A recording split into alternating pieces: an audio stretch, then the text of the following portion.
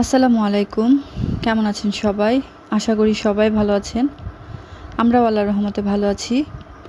আসলে এমন একটা পরিস্থিতিতে আপনাদেরকে কেমন আছেন জিজ্ঞাসা করব, এটাও আসলে ভয় লাগে।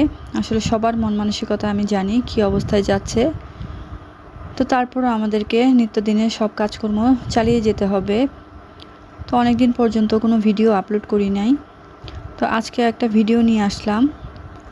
আসলে এই পরিস্থিতিতে ভিডিও দেখা বা কোনো কিছুই আসলে মনে চায় না। তো যাই হোক, আমি এখানে একটু খিচুড়ি রান্না করেছিলাম, মিক্সড খিচুড়ি মাংস দিয়ে। তো সেটা আপনাদের সাথে একটু শেয়ার করতে চলে আসলাম। এখানে আমি সব উপকরণগুলো মিশিয়ে নিচ্ছি। আর এখানে আমি একটু আতপ চাল আর পোলাওয়ের চাল একসাথে মিক্সড করে দিয়েছি। তা সকালবেলা কিন্তু খিচুড়িটা খেতে ভালোই লাগে, বানাতেও আসলে খুব সহজ হয়।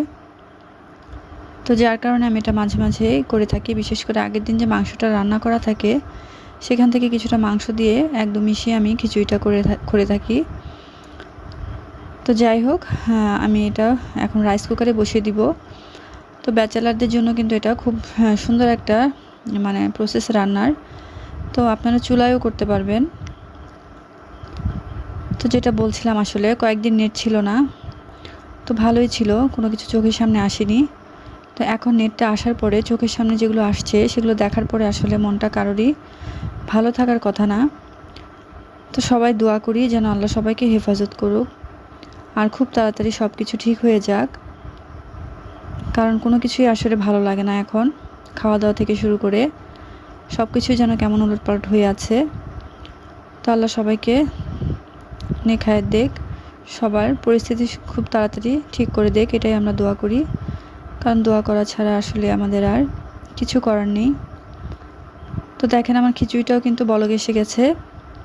তো এবার আমি ঢাকনাটা একটু কাত করে দিব, যাতে এটা সেদ্ধ হয় কিন্তু পানিটা উপর থেকে গড়িয়ে না পড়ে।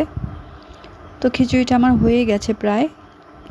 তো এরপর আমি কিছুটা সময় এটাকে দমে দিয়ে রাখবো। আর আপনারা চাইলে এটার সাথে কিন্তু ভর্তা বা যে কোনো কিছু মিক্সড করেও খেতে পারেন, ডিম ভাজি করে। তো আমি যেহেতু একটু মাংস অ্যাড করে দিয়েছি, আমি এর সাথে একটু ভর্তা করে নিয়েছিলাম, ঝাল মরিচের ভর্তা। তো যে কোনো কিছু দিয়ে আসলে খিচুড়ি খেতে ভালো লাগে। তো আজ এই পর্যন্তই। ভালো থাকবেন সবাই, আর সবাই সবার জন্য দোয়া করবেন। আর সবাই সাবধানে নিরাপদে থাকবেন, আমিও সবার জন্য দোয়া করি। তো আজ এই পর্যন্তই। আল্লাহ হাফেজ।